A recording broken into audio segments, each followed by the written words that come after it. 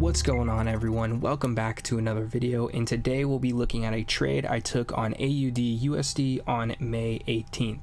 So if we look into the past, we can see that we are in a pretty steady downtrend based off the 15-minute chart, and then once price starts dipping beneath this 4-hour support and resistance area, you can see how price starts bottoming out, and every time it comes into this area down here, price wants to go back up.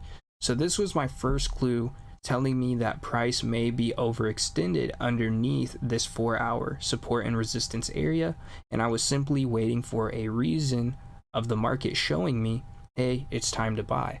So with that being said, I noticed right here that we have a inverted head and shoulders right here.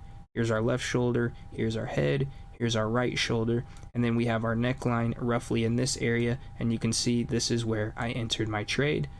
Now, normally I would have exited the trade right over here, but I'm assuming I must have typed in my take profit wrong, or maybe just miscalculated, or just I'm not really quite sure why my take profit was up here, but that's where it was when I exited the trade for whatever reason.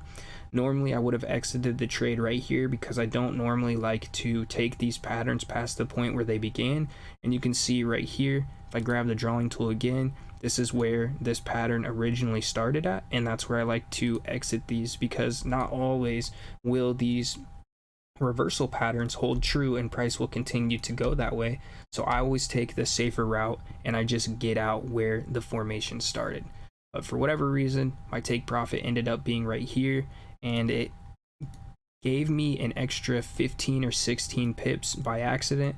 But yeah, guys, this was a really simple trade. It's just always about being patient and letting the market tell you what it's going to do. The biggest thing that I see new traders do is trying to predict the future instead of just letting the market tell you what it's going to do. If you just pay attention to all the clues that the market is giving you, you'll notice where you're supposed to get into your trades versus guessing and hoping the trade goes your way. With that being said, if there's anything in this video that you don't understand, please just leave a comment below and I'll be more than happy to help you out. And if you want to see when I take these trades live, go ahead and follow me on Instagram and check out my stories. That being said, I'll see you guys in the next video.